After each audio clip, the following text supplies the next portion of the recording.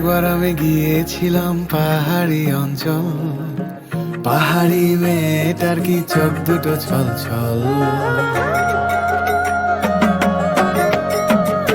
ও একবার আমি গিয়েছিলাম পাহাড়ি অঞ্চল, পাহাড়ি মেয়েটার কি চোখ দুটো ছল ছল। ছল নাকি জল